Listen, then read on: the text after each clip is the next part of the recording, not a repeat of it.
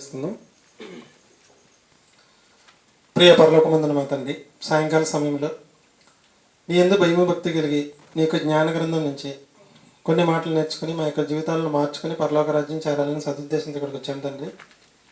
చెప్పబడుతున్న మాటల్లో మా జీవితంలో లోటుపాట్లు ఉంటే సరి చేసుకునే భాగ్యం ఇక్కడున్న ప్రతి బిడ్డకు దయచేయమని క్రీస్తునామని ప్రార్థన అడిగి వేడుకుంటున్నాం పరమ తండ్రి. ఆమేన్.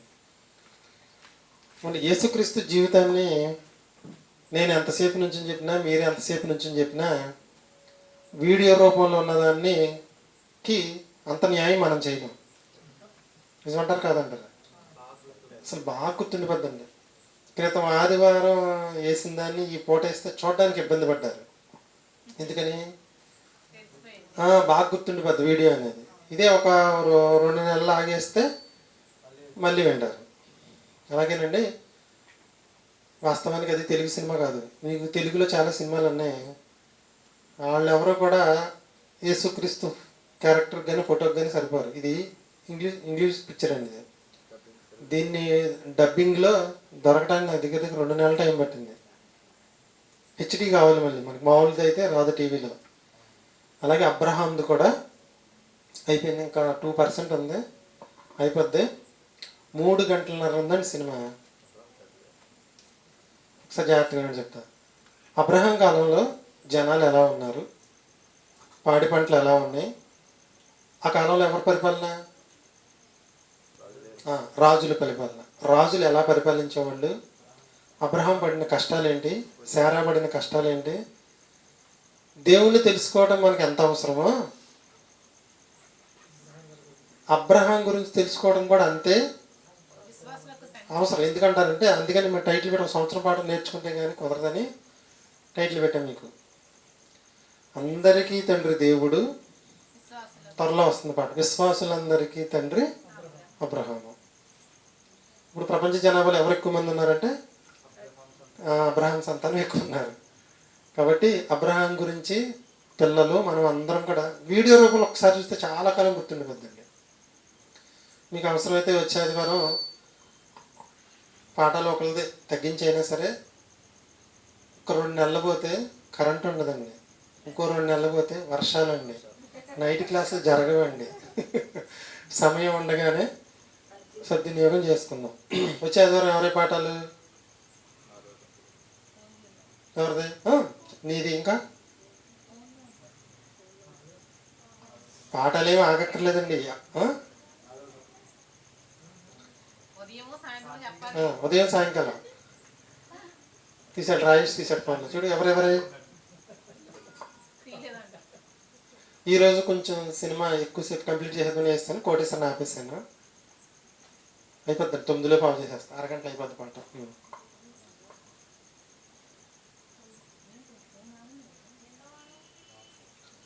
3వ వారం.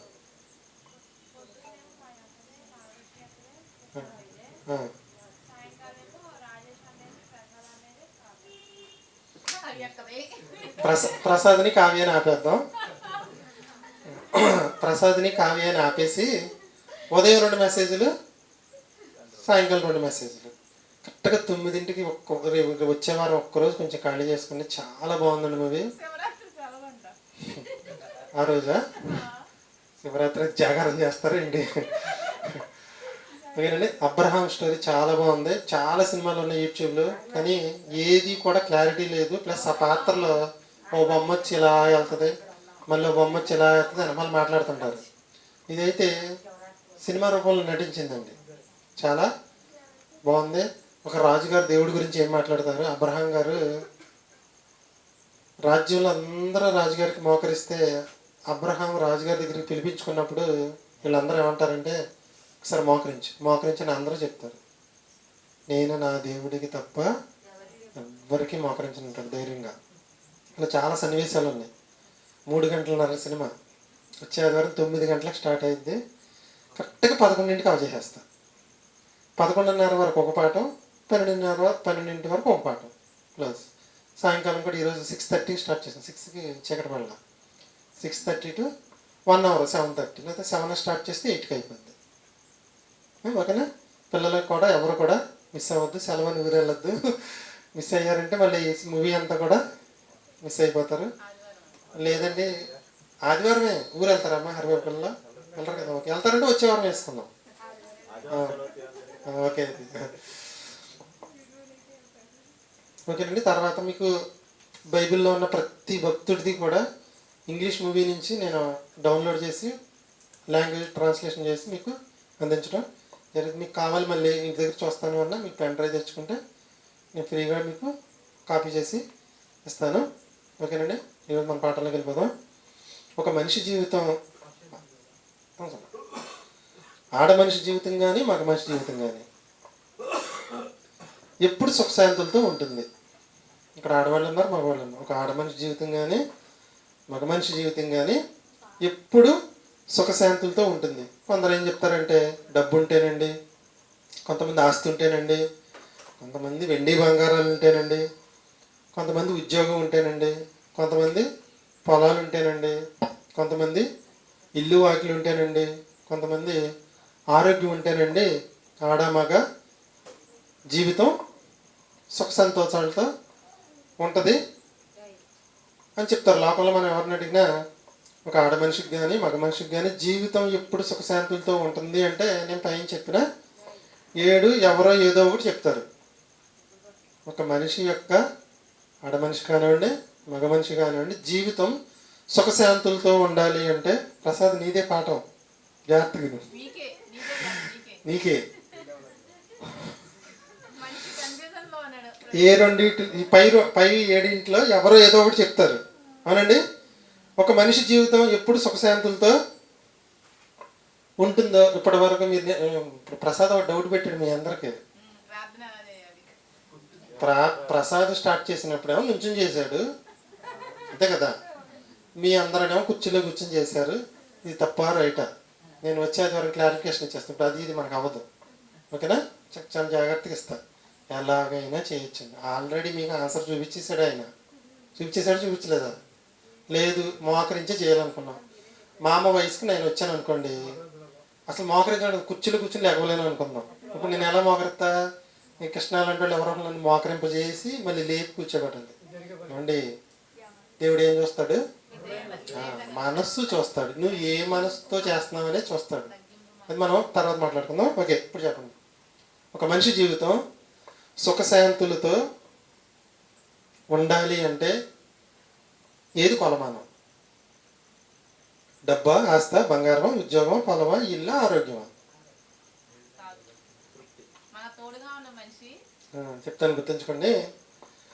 ఒక ఆడ మనిషి జీవితం సుఖశాంతులతో చక్కగా జీవితం అని తెలిపోవాలి అంటే మంచి భర్త దొరికితే చాలండి. ఆస్తి అక్కర్లా, ఐశ్వర్యం అక్కర్లా, డబ్బు అక్కర్లా, ఏమీ అవసరం లేదు.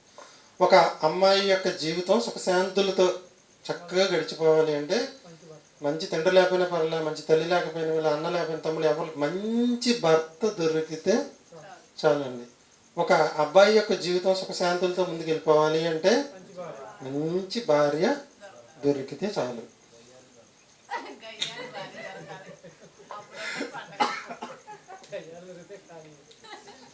దీనికి ఎంతమంది ఒప్పుకుంటారండి? అది అందరూ ఒప్పుకుని తీరాల్సిందే. ఒక మనిషి పెళ్లి వయసుకి వచ్చిన తర్వాత ఎవరో చెప్పరు, నీకు వచ్చే భర్త మంచి భర్త వస్తే చాలమ్మని చెప్పరు. ఆస్తిపరుడు అవ్వాలమ్మా, ఉద్యోగం ఉండాలమ్మా, అది ఉండాలమ్మా, ఇది ఉండాలి, ఎన్ని చెప్పుకొస్తారు. కానీ భర్త మంచివాడైతే ఇక ఏమీ అవసరం లేదండి ఆ భార్యకి. భార్య మంచిదైతే భర్తకి ఇంకేమీ అవసరం లేదు. గుర్తుంచుకోండి, ప్రపంచమంతా ఒకవైపు ఉన్న భార్య భర్త వైపు ఉంటే హ్యాపీగా ఉంటాడండి. అలాగే భార్య భర్త, భర్త భార్య. ప్రపంచం అంతా ఒకవైపుని జయించుకొచ్చిన ఇంటికి వచ్చిన భార్య కానీ భర్త కానీ మన మాట వినలేదనుకోండి, చచ్చినోడితో సమానం. లోకమంతా ఒకవైపు ఉంటే నీవు దేవుని వైపే ఉంటే దేవుడు నీకు తోడుగా ఉంటాడు. ఒక పాట ఉంది మనది. అలాగే లోకమంతా ఒకవైపు ఉన్న మన భార్య కానీ మన భర్త కానీ మన వైపు ఉంటే లోకమంతా మనల్ని ఎదిరించిన అసలు ఏమీ లెక్క చేయమండి. అర్థమవుతున్న పాట మీకు? ఇప్పుడు చెప్పండి. ఒక మనిషి జీవితం సుఖ సంతోషాలతో గడపాలి అంటే ఉండాలి అంటే ఆడ మనిషి అయితే మంచి భర్త దొరికితే చాలమ్మా. భార్య అయితే ఏమంటే మా పెళ్ళిళ్ళు అయిపోయి పిల్లలు కూడా పుట్టేశారు, ఇప్పుడు ఎలా కుదిరిద్దండి అంటారా? దానికి కూడా పరిష్కారం ఉంది. ఓకేనా? రైట్. మరి మంచి భర్త మంచి భార్య మన చేతుల్లో ఉందా, తల్లిదండ్రులు చేతుల్లో ఉందా? ఇప్పుడు మన పిల్లలకి మా లేఖనం ఉంది, ప్రసాదం వీళ్ళు ఉన్నారు, పిల్లలు ఉన్నారు. మంచి భర్త మంచి భార్య అని స్టాంప్ వేసి ఉండదు. ఉంటుందా? మరి పెళ్ళిళ్ళు చేసేటప్పుడు వీళ్ళు చాయిస్ చేసుకుంటారు, ఈయన మంచి భర్త. ఈ పిల్లలు చూస్ చేసుకుంటారా, తల్లిదండ్రులు చూస్ చేస్తారంటే తల్లిదండ్రులే. పిల్లలకి ఆ ఛాన్స్ లేదు, మనకు కూడా ఛాన్స్ లేదు అప్పుడు. అంతేనా? మనకు కూడా ఛాన్స్ లేదు. అంటే మంచి భర్తని మంచి భార్యని ఎన్నుకునే ఛాన్స్ మనకే లేదు, మన తల్లిదండ్రులకే ఉంది. మనం ఏమనుకుంటామంటే మీ పెళ్ళి ఎవరు చేశారంటే ఏం చెప్తారండి ఎక్కువగా? కొంతమంది ఏమంటారంటే మేమే చేసేసుకున్నాం అన్నవాళ్ళు ఏంటంటే అని అర్థం వాళ్ళు లేచిపోయి పెళ్లి చేసుకున్నారని అర్థం. అవునా? వివాహం ద్వారా మనలను జతపరిచింది మనమా, మన అమ్మా నాన్నల, లేకపోతే పెళ్ళిళ్ళ పేరాయిలా, లేకపోతే వేరే ఎవరైనా ఉన్నారా మనల్ని జతపరిచిన వాళ్ళు? మనల్ని జతపరిచిన వాళ్ళు ఎవరు? కొంతమంది ఏమంటారంటే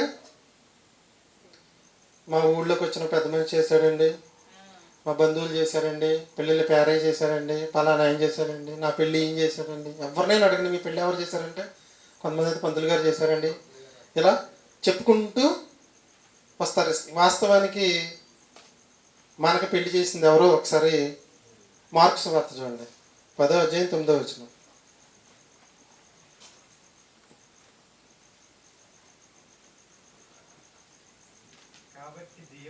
కాబట్టి దేవుడు సరిపోద్ది.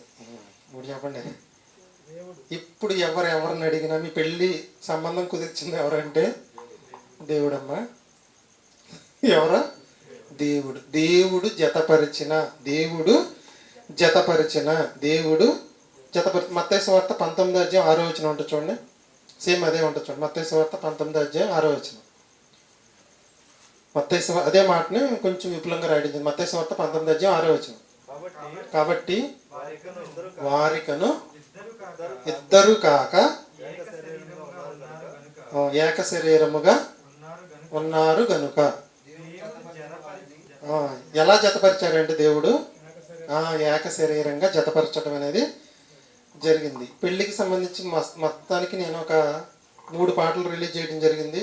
మొదటిదండి ఘనమైనది వివాహము, ఘనమైనది అన్ని విషయములలో వివాహము, ఘనమైనది పానుపు నిష్కల్మషమైనదిగా ఉండవలెను. వేశ్యాసంగులకు వ్యభిచారులకు దేవుడు తీర్పు తీర్చును. ఇది పల్లవిలో ప్రాణం ఉంటుంది. ఏది ఘనమైందంటే వివాహమే ఘనమైంది. ఎందుకంటే ఆ రోజుతో అమ్మాయి జీవితం కానీ అబ్బాయి జీవితం కానీ ఫుల్గా చేంజ్ అయిపోద్ది. ఇక చెడుగా అయిందంటే జీవితాంతం చెడు, మంచిగా అయిందంటే జీవితాంతం ఏమైంది. అలాగే రెండో చూసుకుంటే భార్యలారా భర్తలారా, రివర్స్ తిప్పమ్మ కుర్చీ రివర్స్ తిప్ప. భార్యలారా భర్తలారా, భార్యాభర్తలారా, తర్వాత భార్యాభర్తలారా దేవుడు జతపరిచిన భార్యాభర్తలారా. వినలేదనుకుంటే మీరు పాట. భార్యలారా భార్యాభర్తలారా దేవుడు జతపరిచిన భార్యాభర్తలారా. పాటలో ఆల్రెడీ మీకు చెప్పేసాను ఏమని, దేవుడు భార్యాభర్తల్ని జతపరిచారని. మీ ధర్మములను నడుపవలెను, దేవునికి విరోధముగా పాపము చేయకుండా. దేవునికి విరోధంగా అనే మాట మనకి ఎక్కడ వస్తుందంటే యోసేపు గారి జీవితంలో వస్తుంది, రాజుగారి భార్య దగ్గర వస్తుంది. దేవునికి విరోధంగా ఆ మొక్కను తీసుకెళ్ళి అక్కడ పెట్టడం జరిగింది. ఓకేనండి. ఇప్పుడు ఈరోజు మనం నేర్చుకునేది ఏంటంటే సుగుణవతి అయిన భార్య సుగుణాలు, లేదా గుణవతి అయిన భార్య యొక్క గుణాలు. పురుషుల గురించి నెక్స్ట్ వీక్ చూసుకుందాం. ఓకేనా?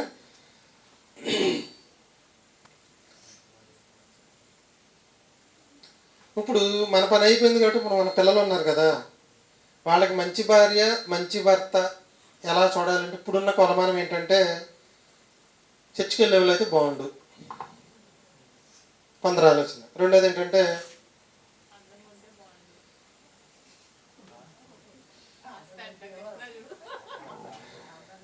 చర్చికి వెళ్ళడం కాదు కానీ వాక్యం చెప్పే పాస్టర్ గారు అయితే బాగుండని కొంతమంది, మరికొందరు ఎవరైనా పర్లేదని, వచ్చిన తర్వాత మనం మార్చుకోవచ్చని. కొంతమంది ఏమంటారంటే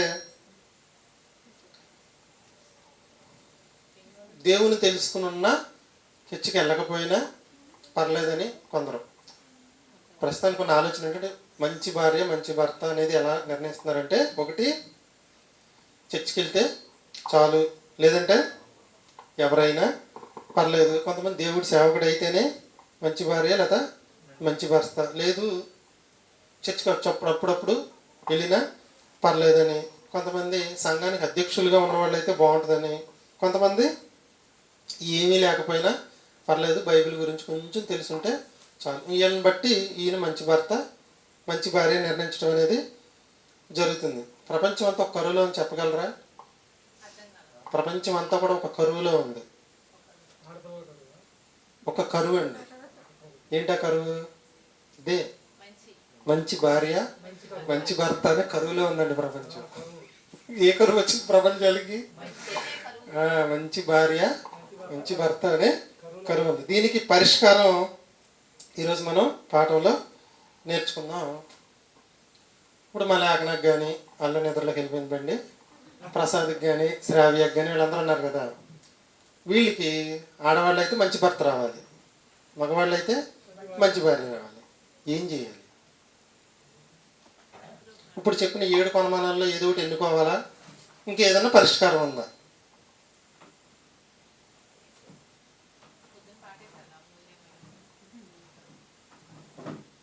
పెళ్ళి కాని పిల్లలు ఇక్కడ ఉన్నారు, వీళ్ళకి మంచి భర్త వస్తే జీవితం మారిపోద్ది, మంచి భార్య వస్తే జీవితం మారిపోద్ది. మంచి భర్త మంచి భార్య రావాలంటే ఏం చేయాలి?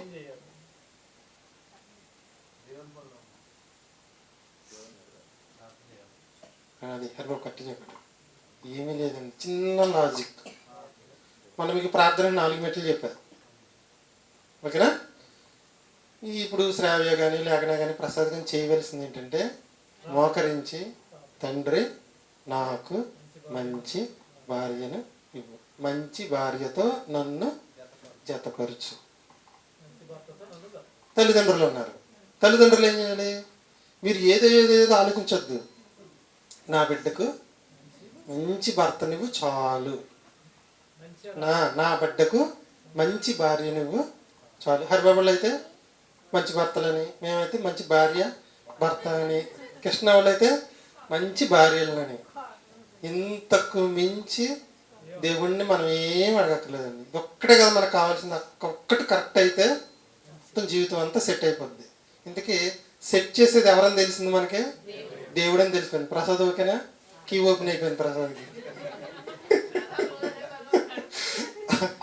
కీ ఓపెన్ అయిపోయింది.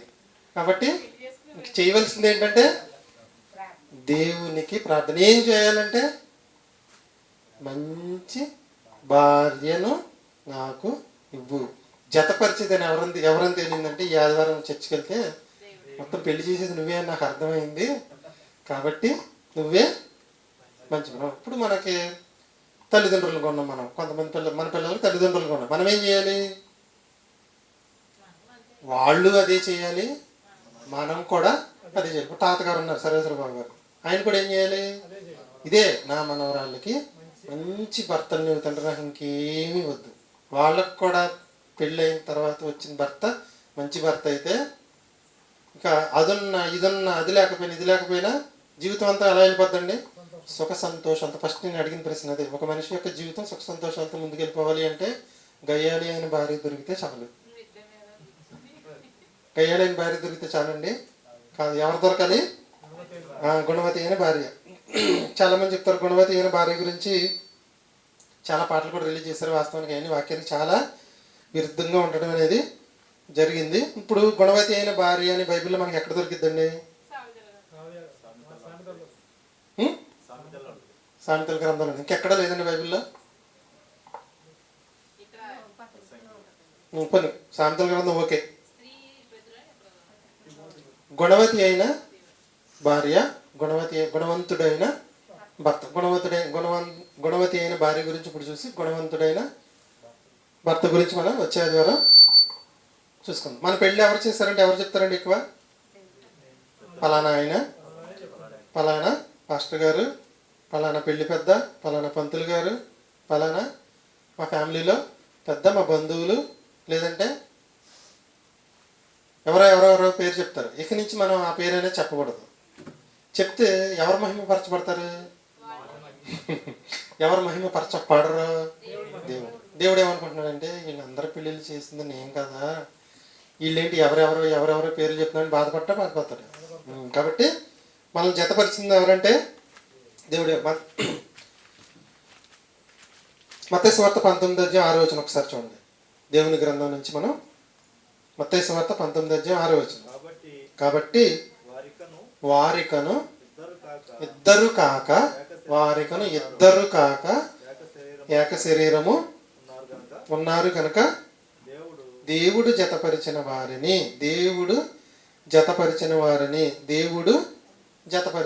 ఇందుకు పెళ్లి చేసింది దేవుడు అని అర్థమైంది. ఓకే, తర్వాత పిల్లల్ని ఇచ్చేది ఎవరు? ఆడ కానీ మగ కానీ. సైన్స్ ఏం చెప్పిద్దంటే అబ్బాయిలో XY ఉంటుందండి, అమ్మాయిలో XX ఉంటుంది. ఈ ఎక్స్ గడిస్తే ఆడపిల్ల, XY గడిస్తే మగపిల్ల. ఓకే, ఎక్స్ని వైతో కలిపింది ఎవరో చెప్పలే. గర్భఫలము దేవుడే అని మీకు పెళ్లి చేసింది దేవుడే, మీకు పిల్లల్ని ఇచ్చింది కూడా దేవుడే. ఇక్కడ ఎవరి ప్రమేయం ఎవరి సంబంధం కూడా లేదు. ఇప్పుడు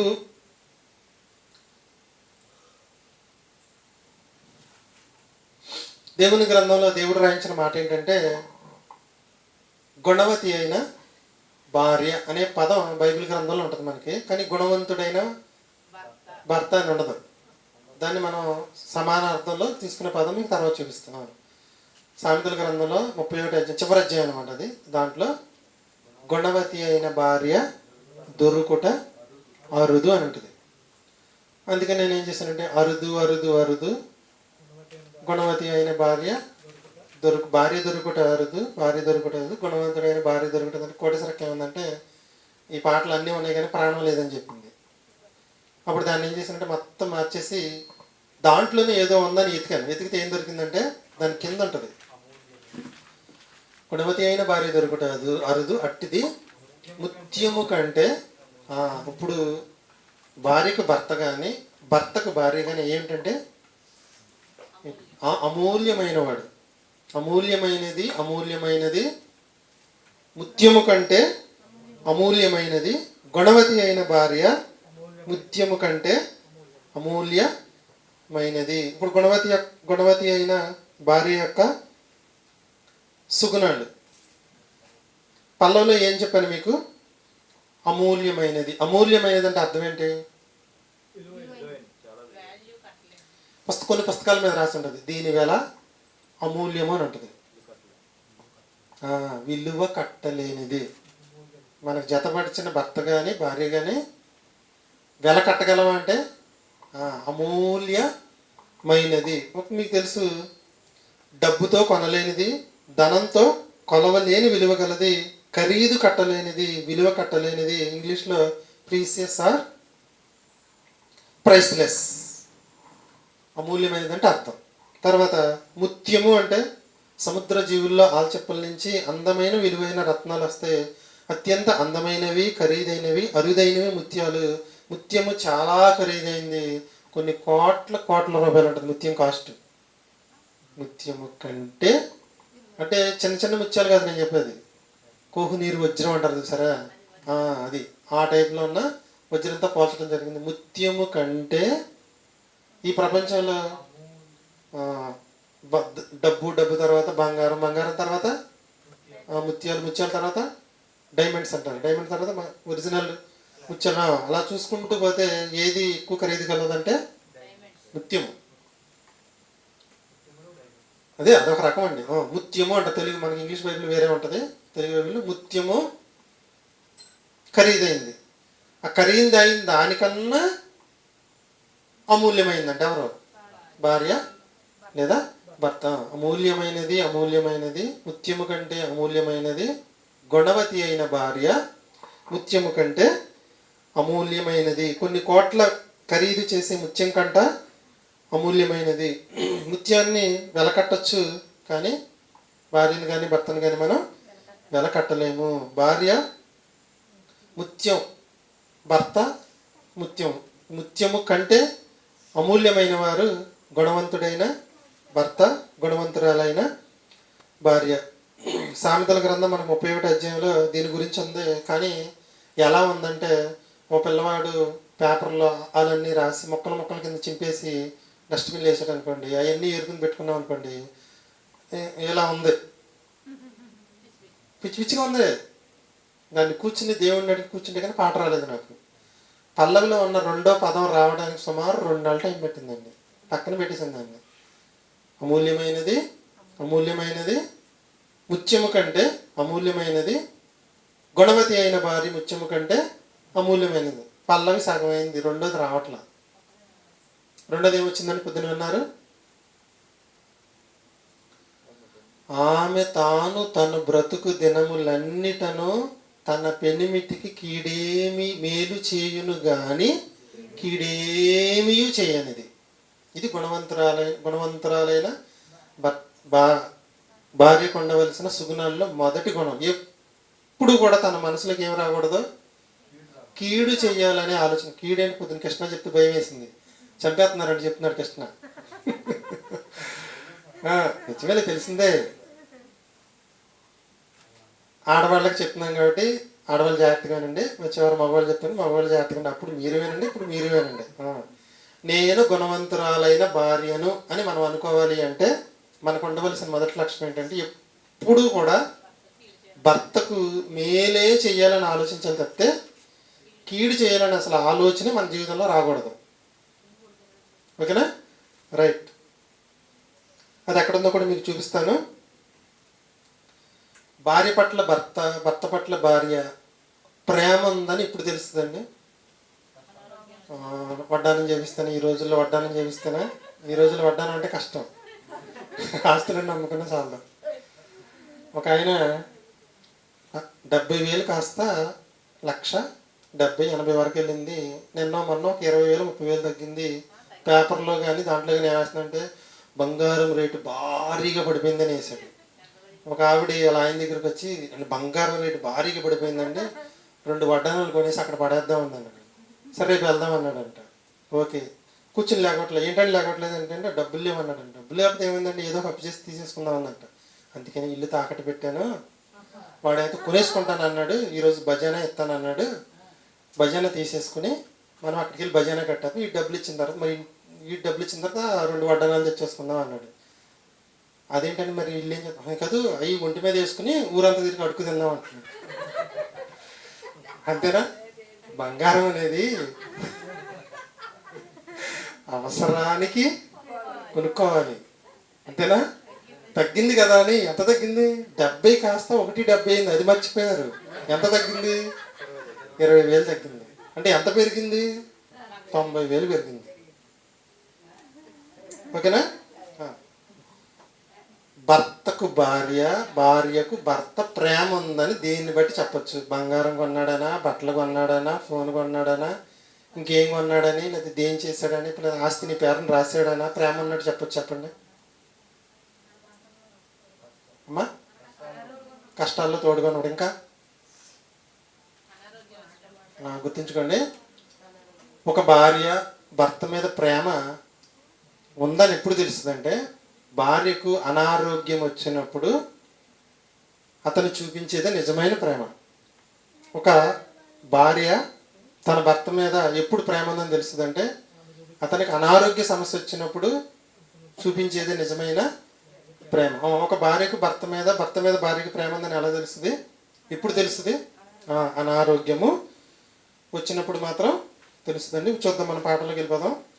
గుణవతి అయిన భార్య యొక్క సుగుణాలు. మొదటిదండి 12వ వచనం చెప్పేస్తాను. సామెతల గ్రంథం ఈ ఆన్సర్ మొత్తం మీకు ఎక్కడ ఉందంటే 31 అధ్యాయం 10 నుంచి 31 వరకు ఉన్న వచనాల్లో ఉంది. సుగుణాలు, మొదటి సుగుణము 12వ వచనం. మొదటి సుగుణము 12వ వచనం. ఇంటికి వెళ్ళిన తర్వాత మీరు ఆ వచనాలు మొత్తం చదవండి, చాలా బాగుంటుంది. 12వ వచనం.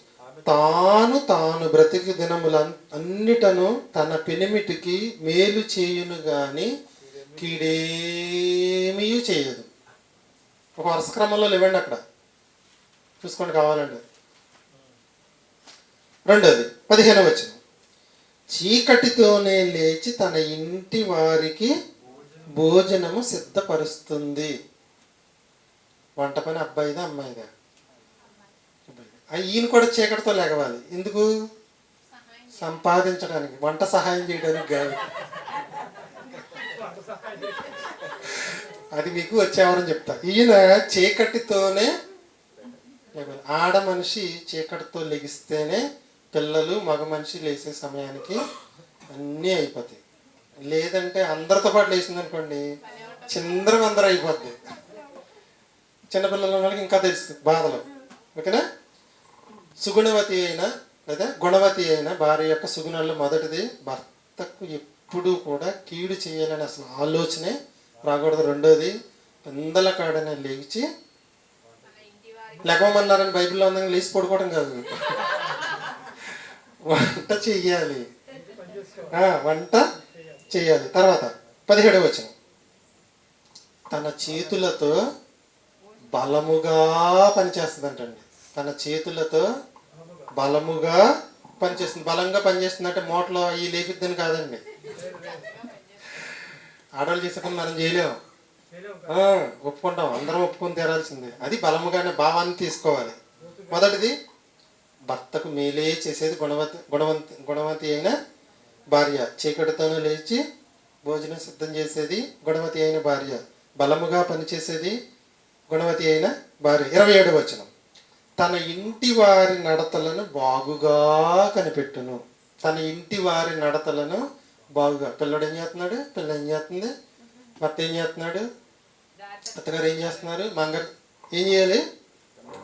నడతలను బాగుగా కనిపెట్టాలి. తర్వాత 25వ వచనం, రాబోవు కాలము విషయమై, చెప్పండి, రాబోవు కాలము విషయమై నిర్భయముగా ఉండును. ఈ నెల వచ్చే జీతం 20వ తారీఖు అయిపోతుంది అనుకుందాం. వచ్చే నెల రాకముందే 10 రోజులకి మళ్ళీ అప్పేనా? మళ్ళీ 1వ తారీఖున రావటం 4 రోజులు లేట్ మళ్ళీ అప్పేనా? ఇంకా ఏం భయం ఉంటుందా ఉండదా? అంటే ఏం చేసుకోవాలంటే, మగ మనిషి పొదుపు చేయగలడా, ఆడ మనిషి పొదుపు చేయగలదు? మీరు చెప్పండి. సరే సార్ ఒకరి సీనియర్ ఒప్పుకున్నారు. ఆడ మనిషి పొదుపు చేయగలదు, ఆడ మనిషే ఖర్చు పెట్టించి చేయగలదు కూడా. కాబట్టి పొదుపు ఎక్కడ ఉండాలి? సంపాదించే పని భర్తదైతే దాన్ని జాగ్రత్తగా పొదుపు చేయవలసిన పని గుణవతి అయిన భార్యది. అంటే రాబోవు కాలం విషయంలో భయం లేకుండా ఉండాలి అంటే ఈవిడి పొదుపే ఆధారం. తర్వాత 30వ వచనం చివరిలో ఉండొచ్చు, దేవుని యందు భయభక్తులు కలిగిన స్త్రీ గుణవంతురాలైన భార్య. భయము భక్తి ఉన్న స్త్రీ ఎవరి మీద? దేవుని మీద భయము భక్తి ఉంటే ఆటోమేటిక్గా భర్త మీద ఉంటుంది, అందరి మీద కూడా ఉంటుంది. 26వ వచనం, 31వ వచనం, 31వ వచనం, చేసిన పనిని బట్టి. అంటే అర్థం ఏంటంటే, భావాన్ని తీసుకుంటే మనం పొరుగు వానిని ప్రేమించే గుణం. పొరుగు వాడిని ప్రేమిస్తే కదా దేవుడు మనకు ప్రతిఫలం ఇచ్చేది. ఆజ్ఞ ఏంటి? మనకు ఉన్న ఆజ్ఞలో ముఖ్యమైన ఆజ్ఞ ఏంటంటే అది చేస్తేనే మన దేవుడు ఏమిస్తాడంటే ప్రతిఫలం ఇస్తాడు. ముందు వచ్చినల్లో కూడా ఉంటుంది, ఆవిడ తన చెయ్యి చాపును అవన్నీ కూడా. దీనికి మనం ఏం పెట్టుకొచ్చానంటే పొరుగు వానిని ప్రేమించే స్వభావం. తర్వాత 26వ వచనం, ఏమండి ఈ లక్షణాలన్నీ ఉన్నాయి. ఏ లక్షణాలు? పొద్దున్న లేచి వంట చేస్తుందండి, అన్ని పనులు చేస్తుందండి, అన్ని పనులు చేస్తుందంటే కాదు. 3 చరణాలు ఉన్నాయి. 3వ చరణం ఇది చూడండి. ఇవన్నిటితో పాటు ఏముండాలంటే దేవుని జ్ఞానం ఉండాలి. దేవుని జ్ఞానము కలిగి తన నోరు తెలిసిన. అందుకని ఆడవాళ్ళని మగవాళ్ళని అందరినీ పాఠం చెప్పమనేది నేను. మీకు తెలుసుకున్నదే చెప్పండి. ఏమి? జ్ఞానము కలిగి తన నోరు తెరిచేది గుణవంతురాలైన భార్య. తర్వాత 26వ వచనం సగం నుంచి ఉన్నది, కృపగల ఉపదేశమును ఆమె బోధించును. అంటే మాటలు ఎలా ఉంటాయి ఏంటండి? కనికరంగా కృపతో కూడినగా మాటలు ఉంటాయి. 16 వచనం చూడండి. 16 పదవ గుణం 16 వచనం. పొలమును చూచి దానిని తీసుకొనును. ఈ మొక్కలు ఏం పెట్టుకోవచ్చు మనం? పొదుపు. పొదుపు చేసే స్త్రీ గుణవంతురాలు. చెప్పన మళ్ళీ. తన పెనిమిటికి కీడు చేయనిది, చీకటితో లేచి ఇంటి వారికి భోజనం సిద్ధపరిచేది, బలముగా పనిచేసేది, తన ఇంటి వారి నడతలను కనిపెట్టేది, రాబో కాలం విషయమై నిర్భయంగా ఉండేది, దేవుని భయభక్తులు కలిగి జీవించేది, పొరుగువారిని ప్రేమించగలిగే జీవితం కలిగింది, దేవుని జ్ఞానం కలిగి తన నోరు తెరిచేది, కృపగల ఉపదేశం చేసేది, ద్రవ్యమును కూడబెట్టేది లేదా పొదుపు చేసేది. 24 వచనం. ఆమె నారబట్టలు నేయించి అమ్మును, నడికట్లను. దీనికి ఏం పెట్టుకోవచ్చు మనం? చేతి పని కలిగి జీవిస్తుంది. అంటే భర్తతో పాటుగా ఇన్ని పనులు చేస్తూ డబ్బు సంపాదించి ఏదో ఒక పని. ఇప్పుడు ఆడవాళ్ళు పని చేయటం తప్పంటున్నారు. ఇప్పుడు దీంట్లో ఏముంది? అలా చేసేదే గుణవంతురాలైన భార్య ఉంటుంది. చేతి పని కలిగి జీవిస్తుంది, ఏదో ఒక పని భర్తకు తోడుగా ఉంటుంది. తర్వాత 28వ వచనం. 29వ వచనం. తమ కుమారులు లేచి ఆమెను ధన్యురాలందరూ, చాలా మంది కుమార్తెలు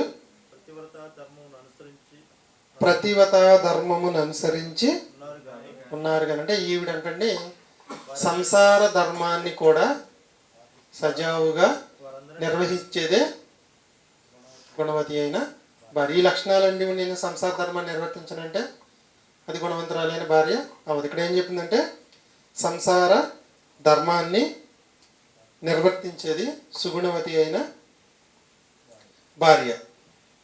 లక్షణాలు మళ్ళీ ఒకసారి చెప్పమంటారు? ఈ ఒక్కొక్క లక్షణం గురించి ఒక గంట ఉంటుంది. ఎప్పుడైనా ఖాళీగా ఉన్నప్పుడు మాట్లాడుకుందాం.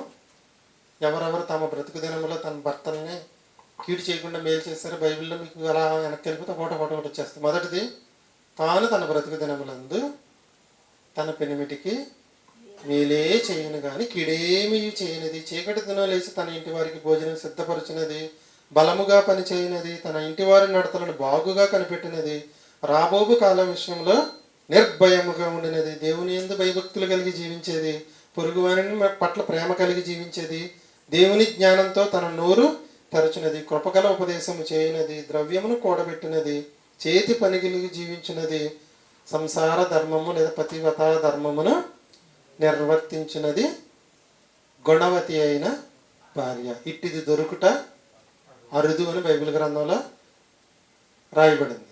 ఇప్పుడు ఉన్నారా లేరండి అటువంటి వాళ్ళు? లేరని అనకూడదండి. ఇక్కడ కూర్చున్న వాళ్ళందరూ కూడా సుగుణవతులైన భార్యలే, సుగుణవతులైన భర్తలే. ఇప్పుడు కూడా మనం అరుదురా అన్నాడు అని అటువంటి వాడు ప్రపంచంలో ఎవ్వరు లేరు అనుకున్నాం అనుకోండి, ఎవరు పరలోకం. భావాన్ని తీసుకోవాలి. అప్పటి కాలంలో ఆవిడ చెప్పే సమయం పరిస్థితిని బట్టి అరే చెప్పాడు పొద్దున్న యేసుక్రీస్తు మాట్లాడిన మాటలో మానవ స్వభావంతో చెప్పిన కొన్ని ఉన్నాయి, దైవ స్వభావంతో చెప్పిన కొన్ని ఉన్నాయి. ఓకేనా? ఇప్పుడు చూసుకోండి, నేను సుగుణవతిని అని అనుకునే ప్రతి భార్య కూడా ఈ లక్షణాలు ఏదన్నా మిస్ అవుతుంటే కొంచెం సరి చేసుకుంటే సుగుణవతి అయిన భార్య. ఇటువంటి సుగుణవతి అయిన భార్య ఉంటే భర్త పరిస్థితి ఎలా ఉంటుందంటే, ఇక భార్యకి కీడేం జరగదు, భర్తకి కీడేం జరగదు. మొదటి లాభం ఏంటి? ఎవరి వల్ల కీడు జరగదు? భార్య వల్ల కీడు జరగదు. సేఫ్. ఆ ఒక్క చోట సేఫ్ అయితే రోజు వడ్డించేది ఎవరండి? కొంచెం డ్రాప్ వేసిందంటే అవుట్, చేసేది ఏం లేదు. గుణవతి అయిన భార్య దొరికిన భర్త పరిస్థితి అక్కడే ఉంది. ఆ 31వ అధ్యాయంలోనే ఉందండి ఇదంతా కూడా. భార్య కీడేమీ చేయదు కాబట్టి ఇతనికి ఎటువంటి భయం కూడా ఉండదు. దానికి మీరు వచనాలు చూసుకుంటే 11వ వచనం చూడండి.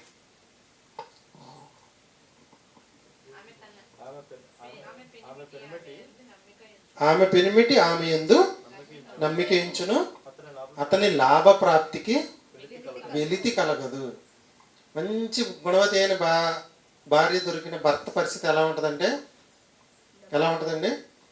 కీడేమీ చేయదు కాబట్టి ఇబ్బంది ఉండదు, వేకుజామున లేకుతుంది కాబట్టి వంట పని ఉండదు. అంతేనా కాదా? వేకుజామున లేచి ఆవిడ వంట చేస్తే మనకు వంట పని ఏముంటుంది చెప్పండి? గుణవతిరాలు అయినా భార్య. తర్వాత ఆమె పెనిమిటి ఆమె యందు నమ్మిక ఉంచును, అతని లాభ ప్రాప్తికి వెలితి కలగదు. 23వ వచనం. ఆమె పెనిమిటి దేశపు పెద్దలతో కూడా కూర్చుండును. అంటే అర్థం ఏంటంటే గమని యొద్ద పేరుగున మంచి గుణవంతురాలైన భార్య దొరికిన భర్తని బయట సమాజం ఏం చేస్తుందంట? గౌరవిస్తుంది. నేను పాటలో గమని యొద్ద అంటే అర్థం అవదని సమాజంలో మంచి పేరు గలవాడై ఉండు. నేను 2వ చరణంలో పెట్టానండి. 23వ వచనం చూడండి. ఆమె పెనిమిటి కూర్చుండును. తర్వాత 29వ వచనం చూడండి.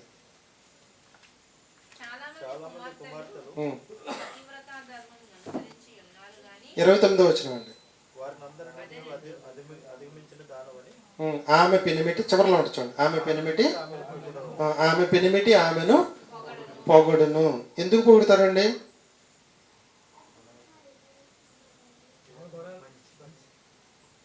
మంచి భార్య అయితే భర్త ఏం చేయాలి? చిన్న స్టోరీ చెప్తాను, ఒక ముక్కలో చెప్పేస్తాను. ఒక భర్త స్వామీజీ దగ్గరికి వెళ్ళి, నా భార్య ఇప్పుడు తిడద్దండి, ఇప్పుడు చిరాకు పడుతుంది, పెళ్ళి 25 సంవత్సరాలు అయింది అన్నాడంట. ఇప్పుడు గొడవేనండి. నాకు దీనికి పరిష్కారం ఉంటే చెప్పండి అన్నాడంట. చిన్న పరిష్కారం ఏమీ లేదు, నువ్వు లేచిన తర్వాత కనపడింది అనుకో నీ చీర బాగుంది, అన్నం వండింది అనుకోండి టిఫిన్ బాగుంది, కూర వండింది అనుకోండి ఈరోజు భోజనం బాగుంది, చేసిన పనిని బాగుంది అని చిన్న మాట చెప్పు, నీ జీవితం సుఖశాంతులతో ఉంటుందని చెప్పాడు. వాడు ఆవేశంతో ఇంటికి వెళ్ళి భోజనం పెట్టమంటే 6 రోజుల్లో వాళ్ళు ఏం తింటారంటే చపాతీలు తింటారు. ఎప్పుడు 4 పెట్టేది 6 చపాతీలు పెట్టి కూర పెట్టింది. మనోడు ఏ రకంగా పొగిడాడంటే అసలు దిమ్మ తిరిగిపోయింది ఆవిడకి. ఇంతకీ ఆవిడ ఎందుకు ఇదంతా విన్న తర్వాత ఏం చేసిందంటే కత్తిపేట ఒకటిను రోకల బండి ఒకటి వేసుకొచ్చిందంట. రోకల బండి పెట్టి డబ్బా డబ్బా డబ్బా బాధేసిందంట. ఒక్కసారి ఎందుకు కొడుతున్నావో చెప్పన్నాడంట. 25 సంవత్సరాల నుంచి నేను వండి పెడతంటే ఏ రోజు బాగుందని లేదు, నిన్ను టెస్ట్ చేద్దామని పక్కింటి ఆవిడ వండిని తీసుకొచ్చి. ఇప్పుడు ఎవరిని పొగిడాడు? అర్థమైంది? అర్థమవుతుంది. ఎప్పుడో ఒకసారి పొగిడితే అలా ఉంటుంది. ఇంటిలో ఏ గొడవలు లేకుండా ఉండాలి అంటే అండి, మీరు బైబిల్ గ్రంథం దగ్గర కూర్చుంటేనే మనకు సమాధానాలు దొరుకుతాయి. ప్రపంచంలో ఎక్కడా కూడా దొరకవు. దొరికితే ఇవన్నీ కూడా దైవ గ్రంథాలు అవుతాయి. ఆమె పెనిమిటి ఆమెను పొగడును. పొగడతామంటే కూర బాగుంది, ఉప్పు కొంచెం వేస్తే బాగుండు, ప్రతి పనికి కృతజ్ఞతగా ఆమె పెనిమిటి ఆమెను పొగడును. ఇలాంటి క్లాసులు ఆడవాళ్ళకి వేరుగా మగవాళ్ళకి వేరుగా చెప్పాలి. ఓకేనా? అందరు కలిపి చెప్పేయడం జరుగుతుంది. అంటే ఆమె పెనిమిటి ఇప్పుడు ఉదయం 4 గంటలకు లేచి 7 గంటల వరకు వంట అంతా చేసేస్తున్నారు. కూరలు ఉప్పులేదు అన్నాం అనుకో, తగ్గినా ఏం చెప్పాలి? బాగానే ఉంది, ఇంకొంచెం ఉప్పు వేస్తే ఇంకొంచెం బాగుంటుంది. అలా అంటే ఆమె పెనిమిటి ఆమెను పొగుడును. తర్వాత చూసుకోండి, అది ఎక్కడుందో మీకు 29వ వచనంలో ఉంది. ఎందుకు పొగడాలి? ఎందుకు పొగడాలండి?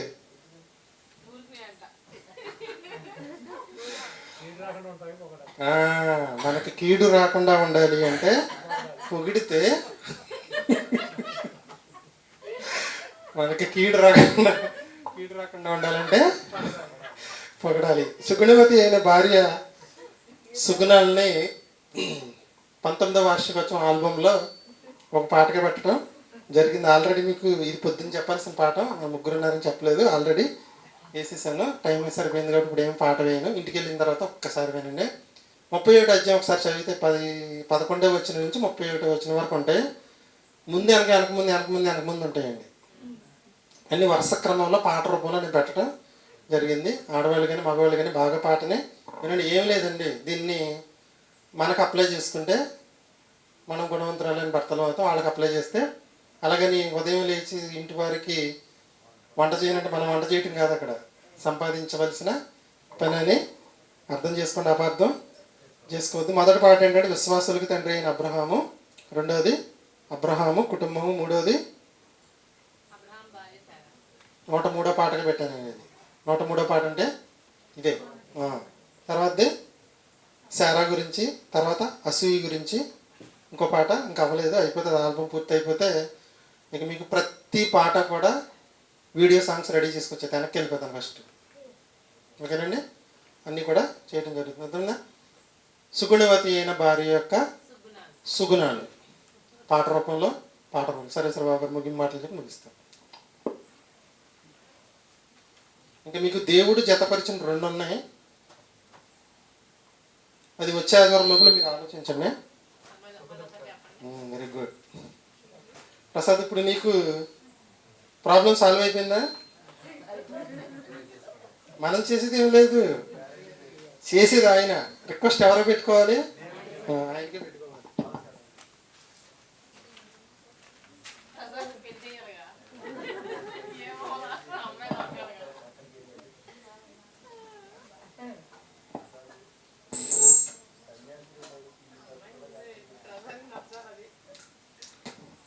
ప్రార్థన చేసుకుందామండి.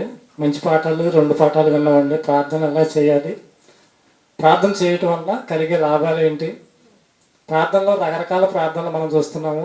ఎలాగైనా ప్రార్థన చేయొచ్చు, మన హృదయాన్ని దేవుడు చూస్తున్నాడు. మన సానుకూలతను బట్టి ప్రార్థన చేయాలి అని నేర్చుకున్నామండి. తర్వాత మనిషి జీవితం ఎప్పుడు సుఖ సంతోషంతో ఉంటుంది. మంచి భార్య కానీ మంచి భర్త కానీ దొరికినప్పుడు ఉంటుంది. మనకు కీడు జరగకుండా ఉండాలంటే ఏం చేయాలన్నాడు? భార్యను పొగడాలన్నాడు.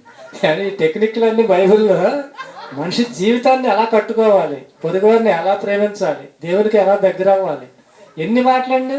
ఒక మాట కదా, రోజు రోజుకి కొత్త విషయాలు మనం నేర్చుకుంటున్నామండి. ఇవన్నీ మన బ్రతుకులు బాగుండి సంతోషంగా ఈ భూమి మీద దేవుని కొరకు బ్రతికి మనందరం కూడా పరలోకం చేరడానికి దేవుడు రాయించిన అమూల్యమైన మాటలు.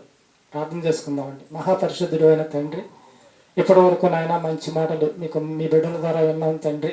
ఈ మాటల్లో మరి మాలో ఏదైనా లోటు ఉంటే, మా ప్రవర్తనలో ఏదైనా మేము తప్పుగా ప్రవర్తిస్తూ ఉంటే వాటిని సరి చేసుకొని చెడును విడిచిపెట్టి ఈ మాటలను బట్టి నాయన మా బ్రతుకులు నాయన సంతోషంగా మలుచుకోవటానికి కావలసిన వాటన్నిటిని కూడా మేము స్వీకరించి వాటి ప్రకారంగా నీ కొరకు మేము అందరం ఈ భూమి మీద బ్రతికి ఆయన నువ్వు మా కోసం ఆహ్వానిస్తున్న పరలోక రాజ్యంలో ప్రవేశించే భాగ్యం ఇక్కడున్న మా అందరికీ అనుగ్రహించమని యేసుక్రీస్తు వారి నామములో ఈ ప్రార్థన మీకు సమర్పించుకుంటున్నాము తండ్రి. ఆమేన్. మన తండ్రి అయిన దేవుని దయ, కుమారుడైన యేసుక్రీస్తు వారి కృప, పరిశుద్ధాత్మ దేవుని సావాసము సదాకాలము తోడై ఉండి నడిపించును గాక. ఆమేన్.